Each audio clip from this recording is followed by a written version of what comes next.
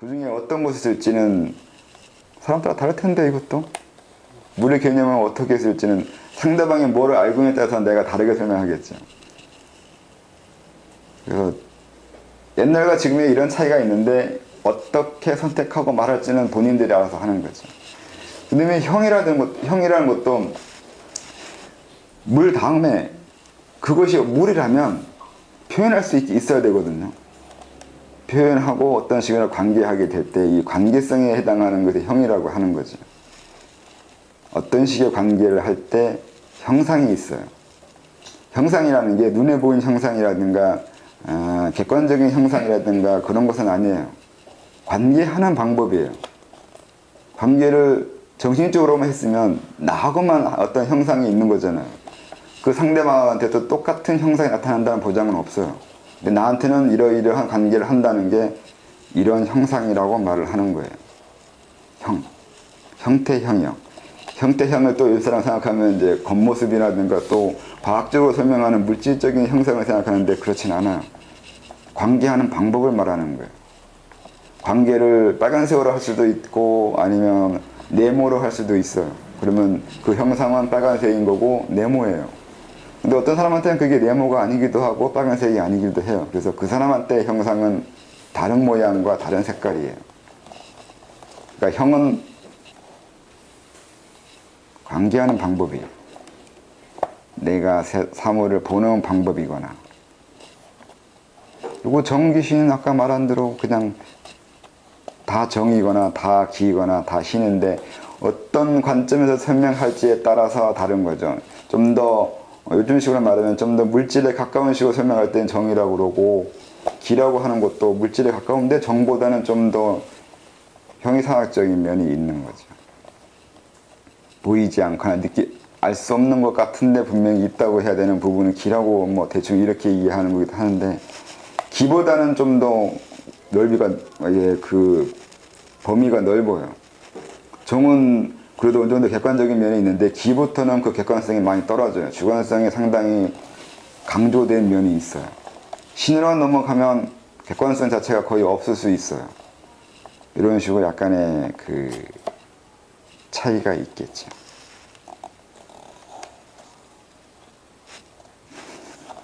설명이 됐나요? 예? 더 어려워진 것 같은데. 예, 그게 정의해준다고 해서 이해할 수 있지 않아요. 스스로 본인들이 사물을 볼 때 그런 식으로 본 적이 있어야 정리가 되는 건데 사물을 그렇게 보지 않는데 내가 한번 정의해 줘봐야 그렇게 안 될 거 아니에요. 그런 사물이 보이지 않는데 느껴지지 않고.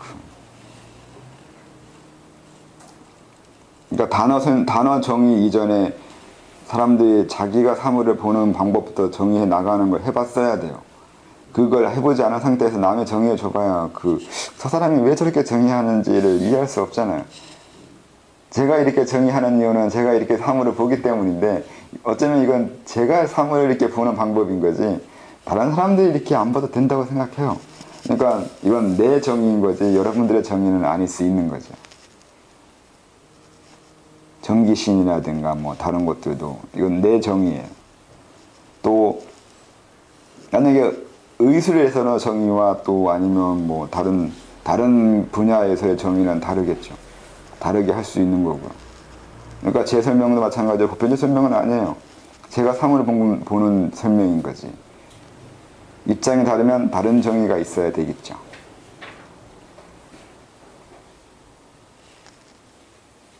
그러면 더 어려워지겠죠.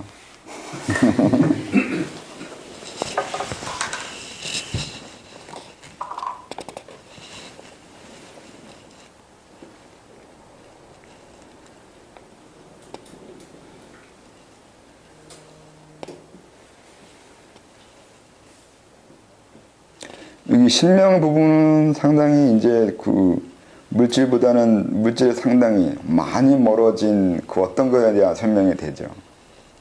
이 부분을 이해할 수 있는 정도가 되면 상분기가 되겠죠. 이런 부분을 이해할 수 있는지 없는지 보고 그 사람의 그 지나온 세월을 감지할 수도 있어요.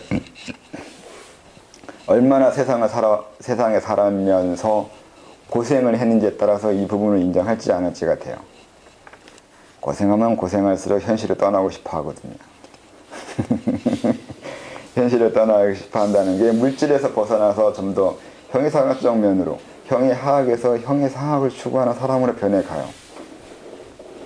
그래서 그런 과정을 거쳐와야 신명이라든가 아니면 도에 관심을 가지거나 추상적인 것에 더 관심을 가져가겠죠. 그러면 이제 읽어야겠죠. 신명 난다고 합니다. 우리는 이런 말을 쓰죠. 한때는 신명 난다는 말 많이 썼는데 요즘은 또 신명 난다는 말 별로 안 쓰대요. 이제 뭐 말도 유행을 하는 면이 있는 거니까 그렇게 돼요. 한때 유행한 적도 있었던 말이고 자주 듣는 말입니다. 지금부터 설명한 거는 이게 제가 평소에 이런 상태에 있거나 이런 식으로 행동하고 있는 것을 설명하려고 한 거예요. 그러니까 의식적으로 판단하거나 뭘 의도적으로 뭐 하는 면은 줄어들고 내 안에 의식은 아닌데 자아도 아니고 그 무언가가 분명히 행동하고 있고 움직이고 있는데 이걸 설명하기가 상당히 애매해서 이런 식으로 애매모호하게 설명하고 있는 건데 읽어보고 이게 감이 잡히면 좋겠는데 감이 잡힐지는 저도 잘 모르겠어요. 나름대로 글재주가 없다 보니까 그냥 이상하게 설명되어 있으니까요. 알아서 들어주시면 좋겠습니다. 난 고민과 갈등, 번뇌로 힘들어도 내 신명은 항상 그 고통에서 벗어나게 해주었어. 그땐 그렇게 생각했어. 관습과 윤리, 관념에서 억눌리고 괴로워하고 잘못된 선택을 하여도 끝까지 밝고 언제나 날 이끌고 있었어. 이게 일상생활에서 여러 가지 도덕적인 면이나 아니면 윤리적인 면, 아니면 가치관적인 것, 어떤 걸 판단해야 될 때 이걸 판단해야 되나 판단하지 말아야 되나 하는 기준이라는 것이 있게 되는데 이 기준을 자기 안에 들어가서 누군가한테 물어보거나 아니면 정말 이렇게 해야 되는지에 대해서 내 안에서 우러나는 그 무언가에 의해서 움직이는 것을 할 수 있었을 때 이런 생각을 하게 된 게 있어요. 내 내면에서 뭘 원하는지, 뭘 요구하는지, 뭘 하고 싶어 하는지를 보는 거예요. 근데 이게 어떤 면에서는 자기 욕구대로 생각하거나 욕망대로 행동하는 것이 되는데 만약에 욕망이나 욕구가 사회에 맞지 않거나 지나치게 비윤리적이거나 뭐 불법적이거나 이렇게 되면 어떻게 되냐는 면이 있는데 그렇지 않아요. 그렇게 정말로 지나치게 이상한 욕망이 일어난다는 건 공부를 잘못한 거예요. 그건 욕망이 아니에요. 여기서 말하는 신명의 욕망이라는 건 그런 윤리나 불법적인 거나 비도덕적인 것을 뛰어넘어서 있는 또 다른 힘이에요. 다른 힘이에요. 다른 욕망이에요.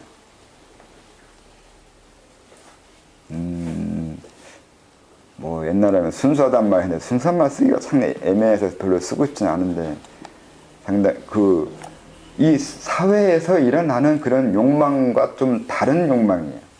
그거보다는 더 이면에서 일어나는 욕망이라서 이걸 윤리, 도덕에 굳이 구애받지 않아도 되는 그 이전 무엇이에요.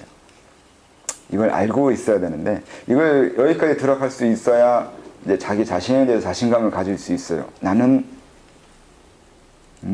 선악 또는 도덕, 비도덕에 구애받지 않는 존재가 된다는 거예요. 그거와 다른 이 욕망, 이 다음에 선악이 나와요.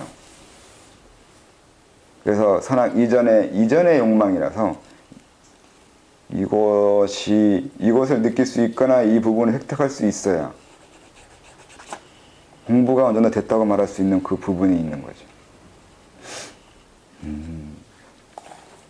아무리 더럽고 추한 상태여도 모든 걸 정화하였고 도취하고 날 이적하고 욕망의 분출을 가능하게 하고 내가 그 뒤에 숨고 도망쳐도 항상 든든히 날 끌어주었어.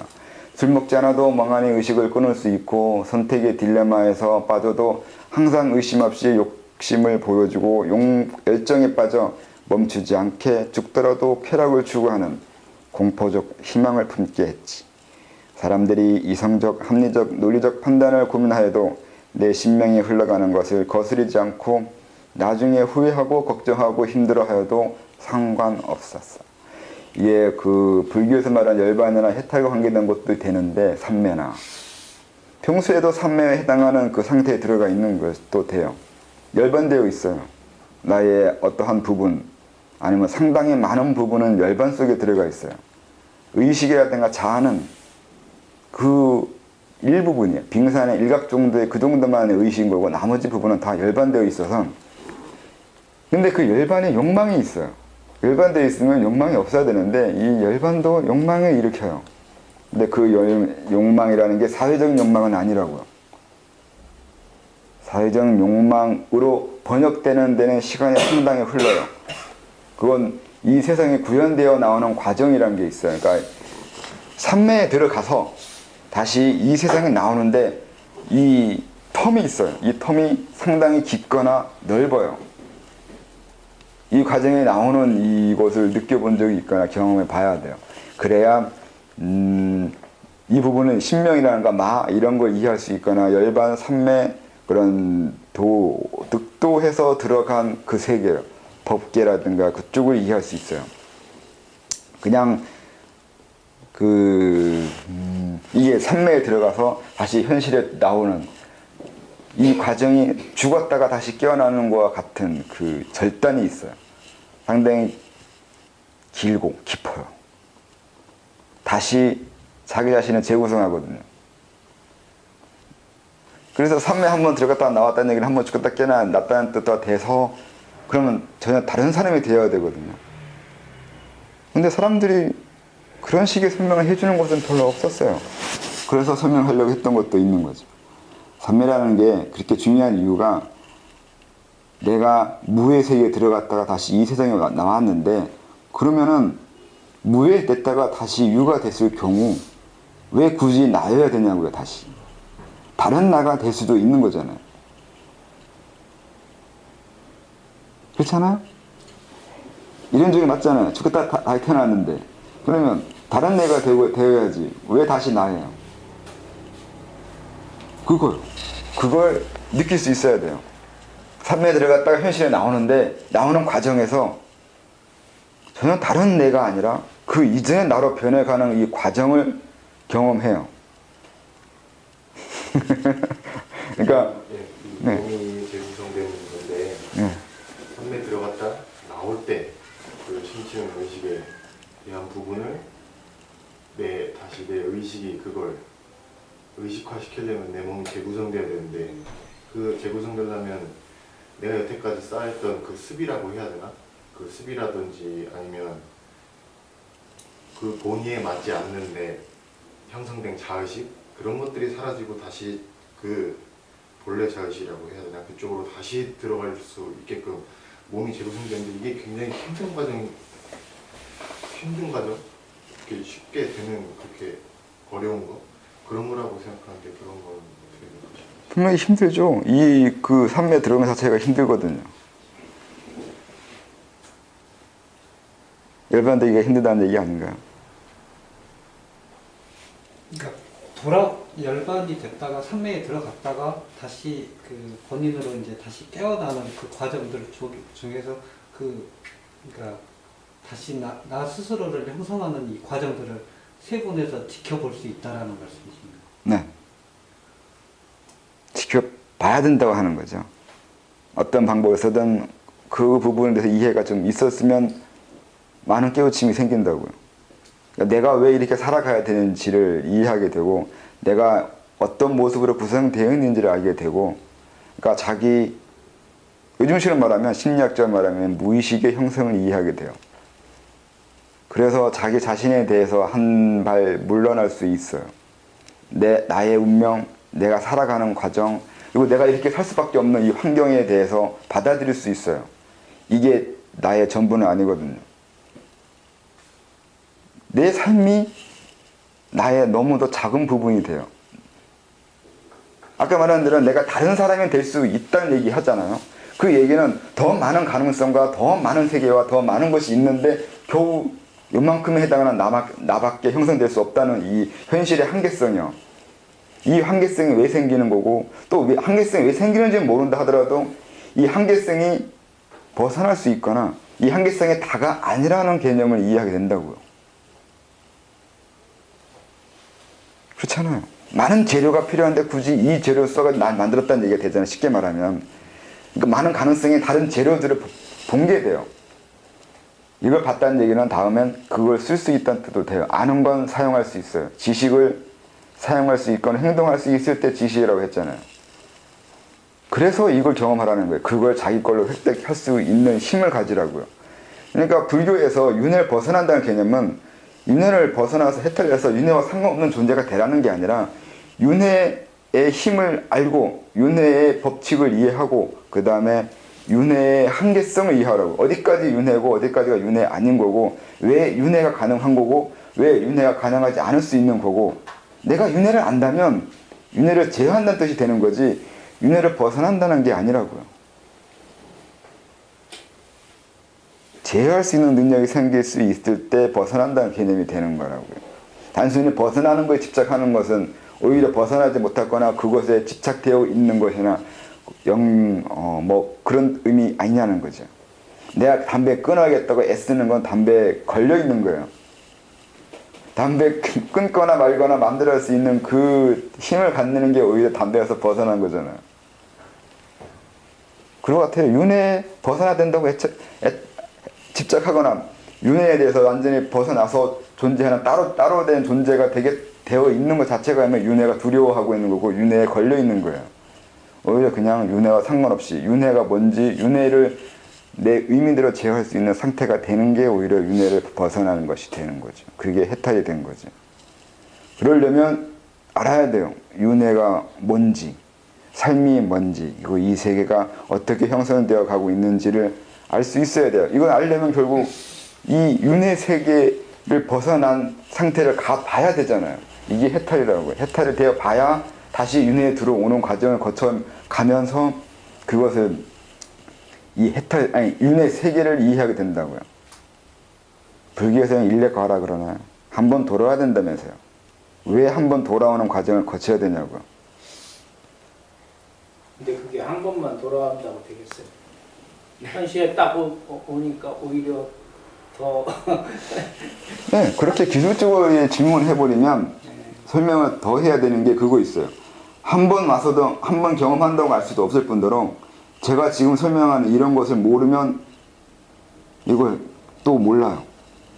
해탈 100번 해봐도 이거 몰라요. 왜냐면 과거 경전책 읽어보면 이런 설명 안 되어 있거든요.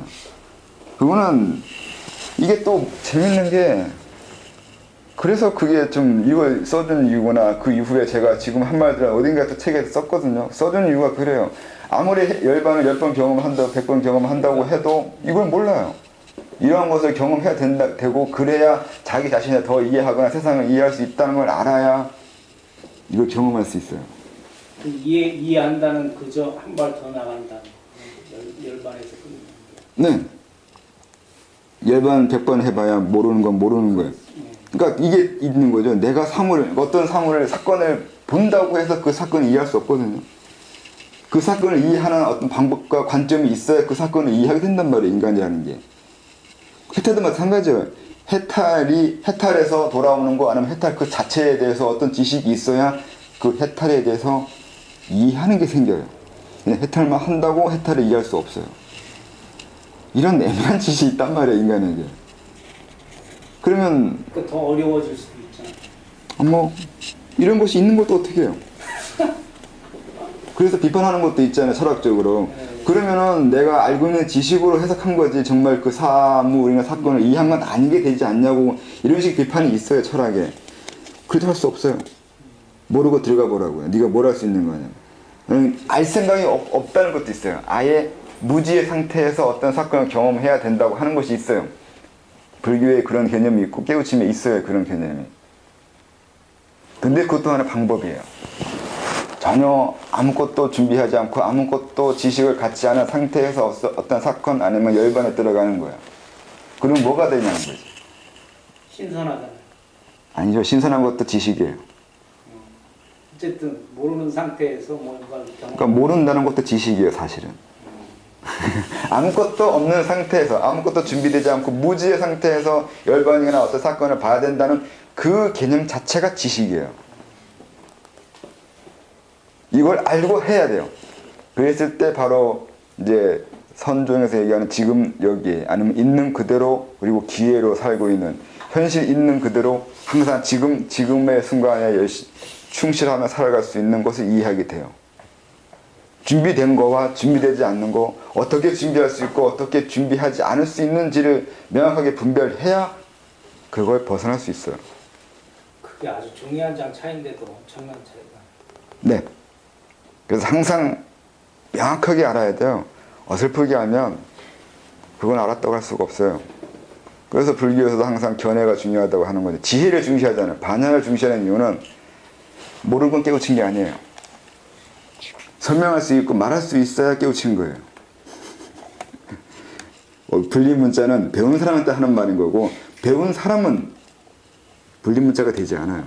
문자를 만들 수 있는 사람이 돼야 돼요. 또 이것도 마찬가지로 문자에서 벗어났다는 얘기는 문자를 쓰지 않는다는 얘기가 아니라 쓰는 거나 쓰지 않는 거나 그걸 제어할 수 있고 마음대로 할 수 있는 것이 되어야 된다는 뜻이 돼요. 항상 그런 의미가 돼요. 갈수록 첩첩산중이잖아요. 어떻게요? 그렇게 돼 있는 걸. 한 번이 넘어갖고 아 이제 좀 세상을 알겠다 그러면 네, 그 얘기는 네가 뭔가를 알았다고 생각하는 뭔가가 있다는 거지 뭘 안 건 아닌 거 돼요. 그렇게 해서 해석이 되죠. 항상 자기가 본 것만 얘기하는 거니까. 그렇다고 돌아갈 수도 없고.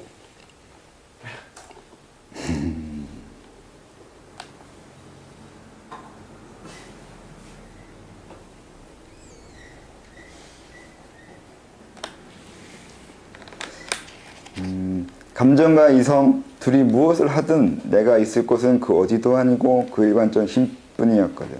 항상 때론 상식에 때론 신명에 내 자신을 맡기며 편한 대로 있었지. 하지만 주로 난 신명에 의지하고 싶어.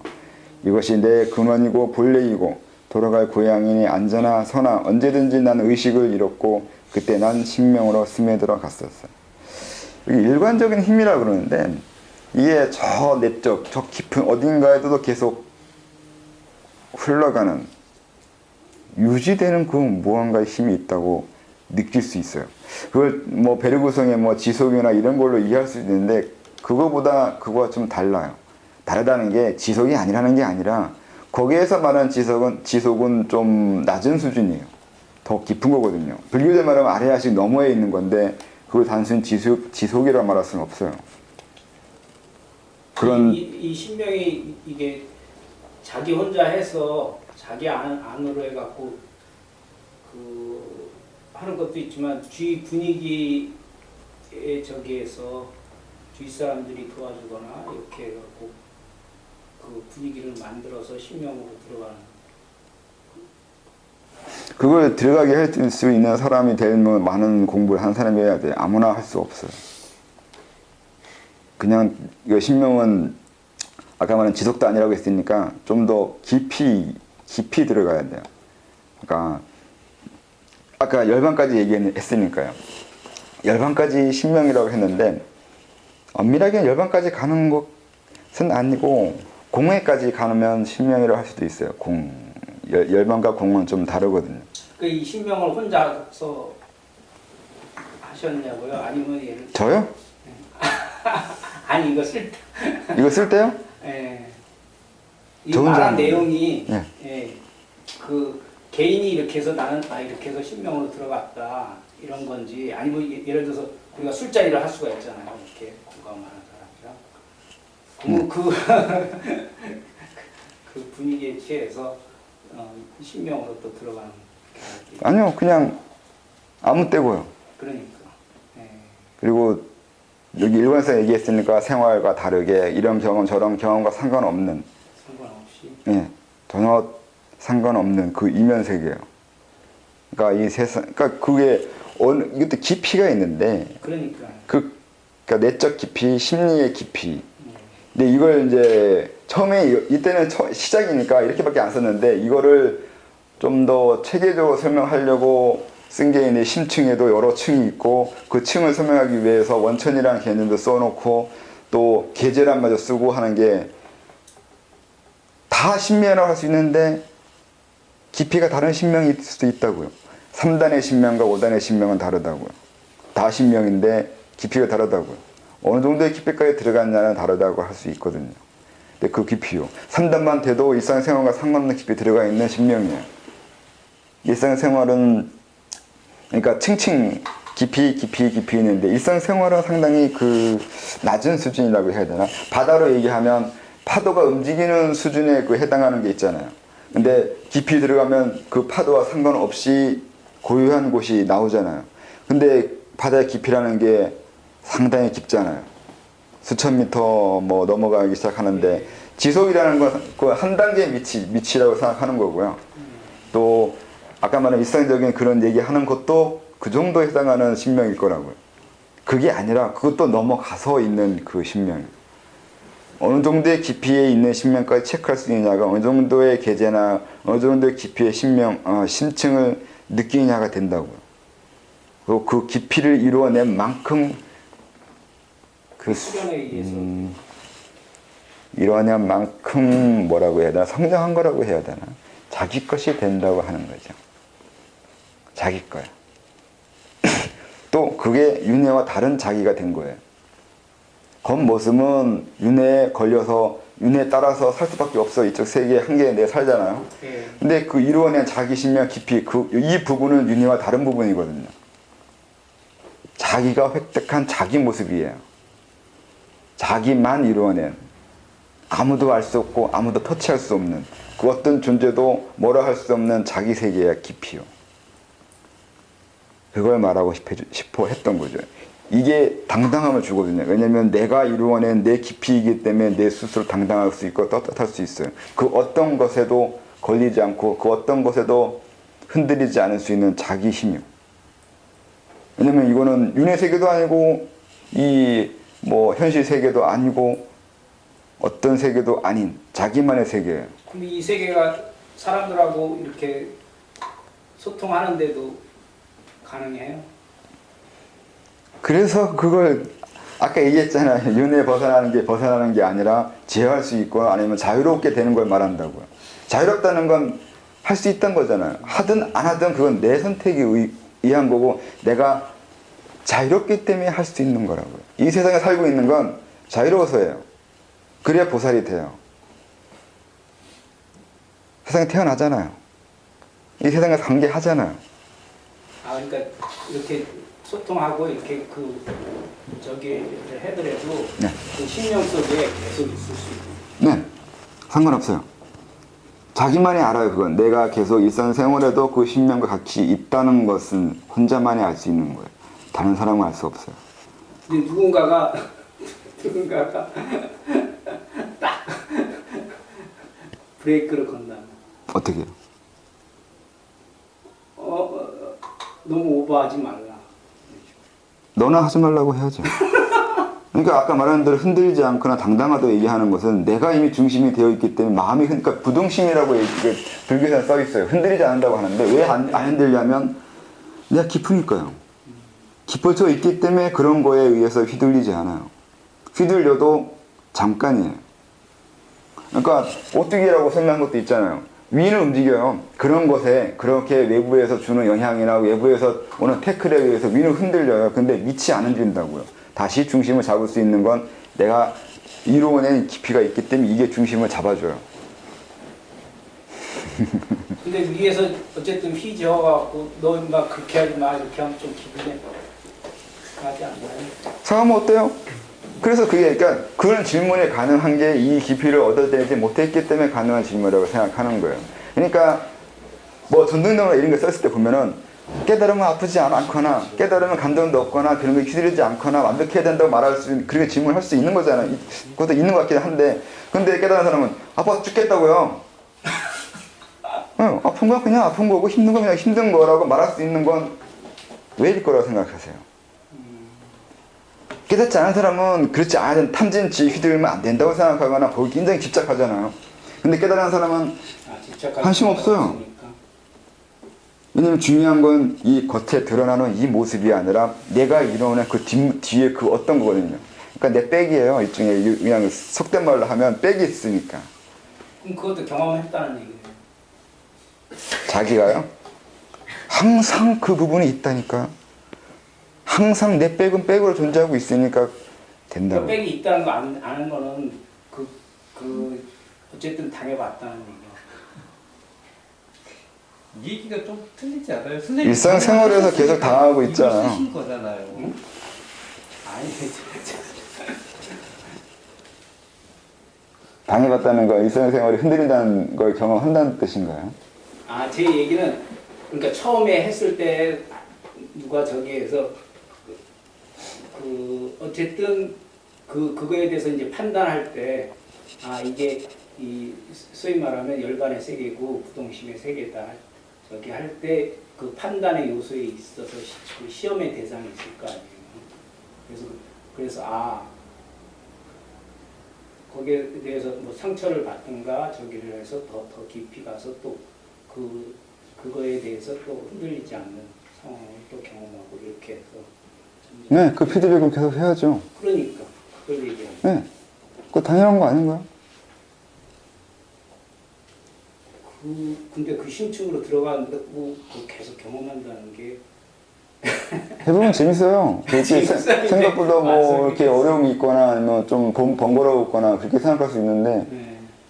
해보면 재밌고 나중에 익숙해져요. 그러면 자동으로 되거나 별로 이렇게 심각하지 않거나 뭐 쉬워요. 그러니까 거기에서 경험을 했다는 네, 해야죠. 경험하니까 그걸 내가 자신을 가질 수 있는 거지. 네, 경험 안 해보면 그냥 관념적으로 그냥 일종의 잘못하면 신앙이 돼 보이잖아요. 그냥 맹신이 될 수 있는 거잖아요. 당연히 그렇겠지 하고 믿는 거하고 내가 직접 체득하고 경험한 다음에 얻어내는 거하고는 다르잖아요. 경험하고 체득해야죠. 그러니까 마치 어린애가 걸으려고 그러는데 걸으려면 당연히 넘어지고 네, 그 과정은 있어야 돼요. 또 당연히 있고 항상 있어요. 그건 해결되지 않아요. 항상 다치고 항상 아파해요. 다시 들어가서 번뇌하고 갈등 네. 일어나죠. 계속 그건 해요. 그래서 제가 그랬잖아요. 갈등하라고요. 번뇌는 사라지지 않고 오히려 사라지면 깨달음이 떨어진 거예요. 저는 거꾸로라고 생각해요. 번뇌 없거나 갈등이 없거나 힘든 게 없다는 얘기는 뭔가 잘못된 거예요. 근데 잘 가다가 발 걸려서 넘어지면 굉장히 충격적일 아니요, 잘 가지 않아요. 항상 잘 가는 일은 없어요. 항상 현실에 충실하라고 했잖아요. 그 얘기는 어제도 잘 됐으니까 오늘도 잘 된다는 이런 식으로 생각하기 때문에 잘 간단 말을 하잖아요. 그런 거 없어요. 오히려 잘 다 가는 게 이상하게 보여요. 잘 되면 안 되는 걸 수도 있고. 도로가 너무 잘 닦여도 안 돼. 그러니까 그 번뇌 없으면 안 된다고.